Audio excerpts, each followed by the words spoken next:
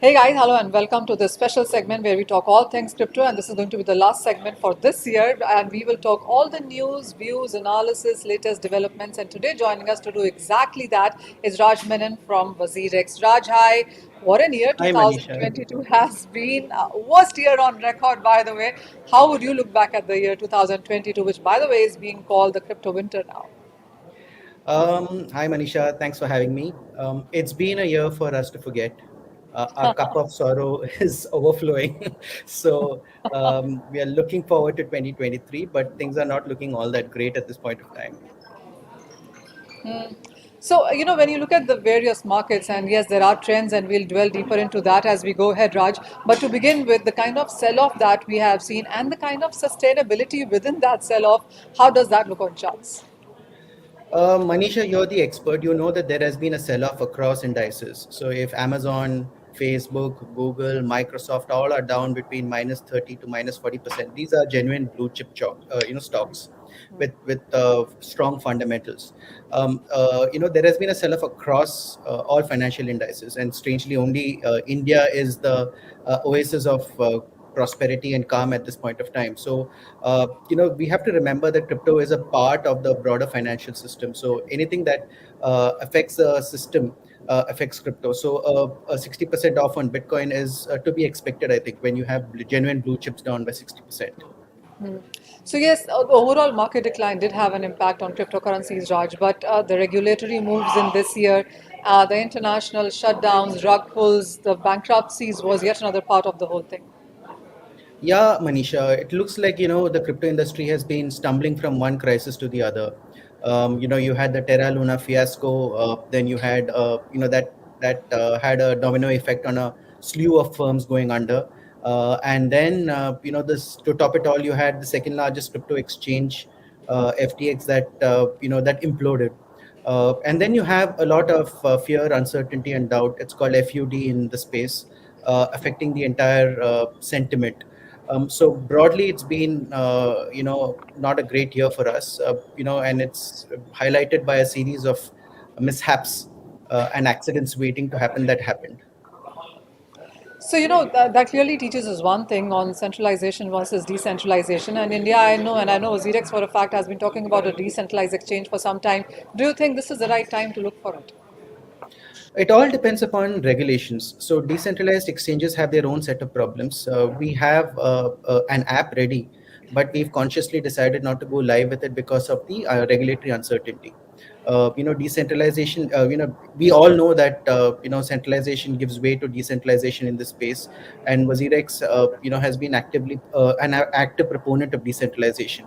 But it depends upon what rules that the government will form in this space. We are waiting with bated breath because India, is the president of the G20, and both PM Modi and Finance Minister Nirmala Sitharaman have been saying that regulations need to be have to happen in a Global in nature. concerted manner. So we think that a lot of things will happen in this space in 2023 because solely because India is at the helm of the G20. Clearly that. So, just a quick word, a last one on the trends that have we have seen, and then we'll of course talk about 2023 all over.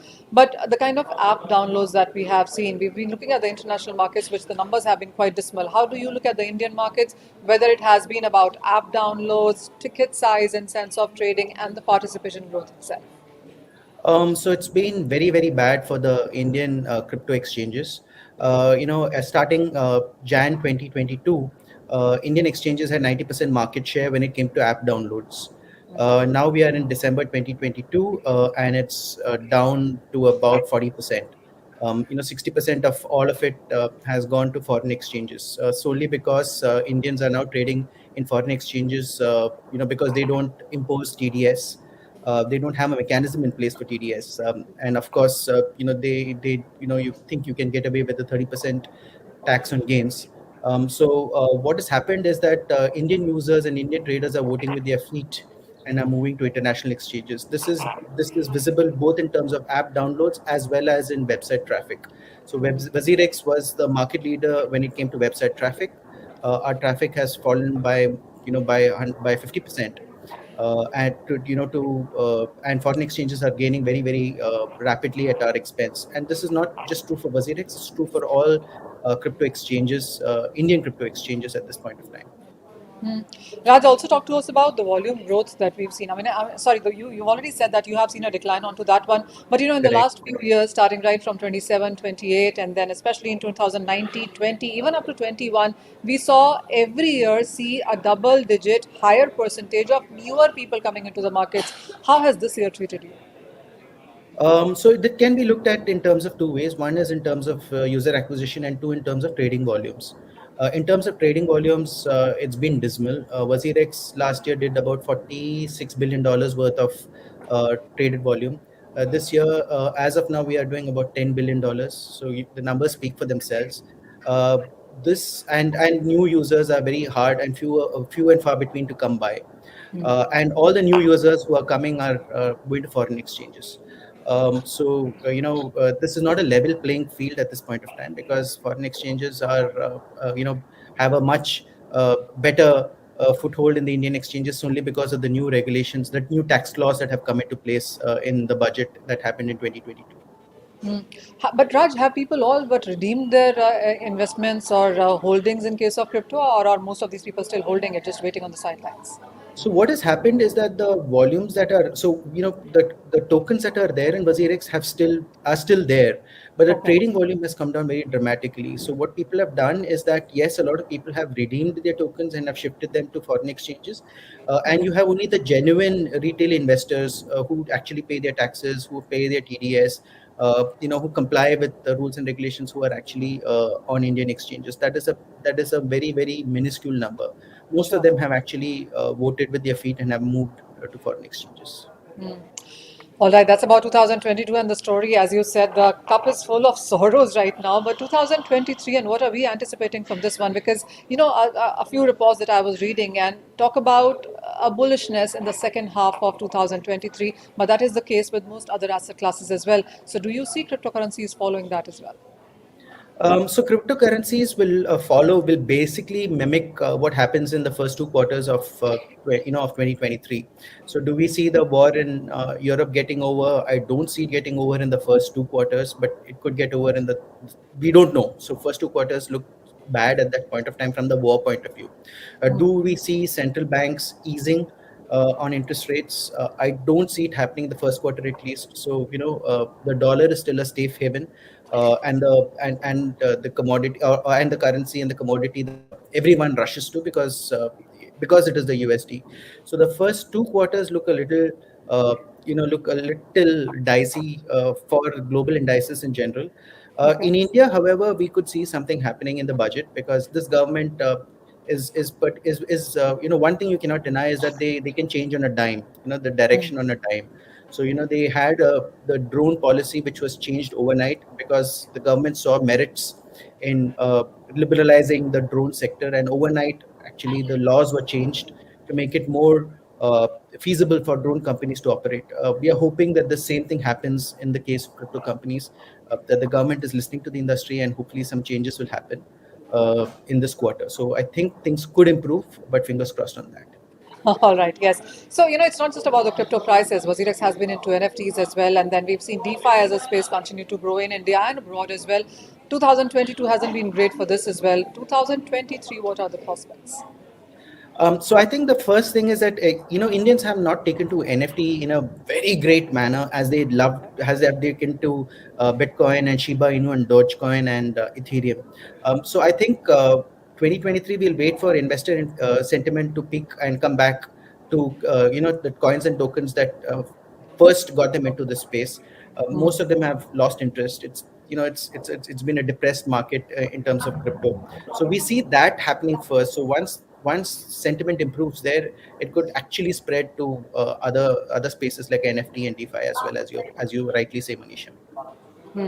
So, what is that one piece of advice that you are giving investors as we get into the new year, Raj? I think the best thing to do is that Bitcoin was at 67,000 and people were lining to buy it. And now it's available at 15,000. It's the big bangs, the big billion sale that's happening literally. So if you're smart, what and this is just personal feedback, as you know, you could do dollar cost averaging, as it's called. Put little amounts of money, so that you know you average your investment into cryptos at the lows at this point of time. This is not financial advice. Please do your own research before you invest in crypto, because it's Yeah, very but very Raj, volatile. it's difficult to take that advice, especially when you have Mark Mobius saying 10,000 in Bitcoin is coming. Standard Chartered says 5,000 is coming. It's way lower lows that these people are talking about. What they'll also tell you is that there is no way that you can time the bottom. You know, if they can't time the bottom, no one can. And if you zoom out of the picture, that we are very fond of seeing that in this space. Look, where do you think that Bitcoin will be maybe 5 years down the line, maybe 10 years down the line? You know, there are only 21 million Bitcoin. Most of them have been lost. Most of them have been already, you know, we don't know what has happened to them. 18 million of them. There are only about 3 million of them left. You know, and there are 8 billion people on this planet. So look at where it could be 10 years down the line. Do you think it will be at 15,000 or it's slightly more? That's a call that you have to take entirely based on your risk appetite.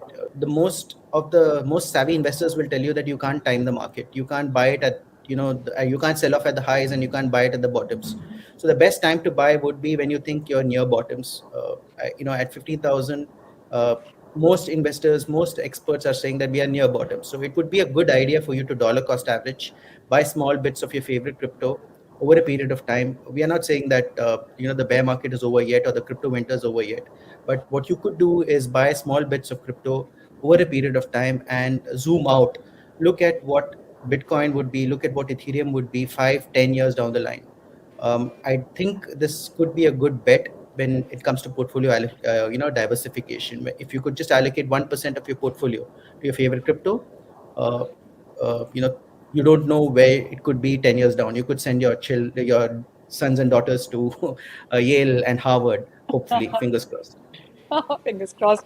Raj, as always, a pleasure talking to you. Thank you so much for joining us today, and a very happy new year coming to you. And we hope that's the case with the sector as well. Thank you so much. Thanks for having me, Manisha. I wish you a very profitable new year as well. Thank you.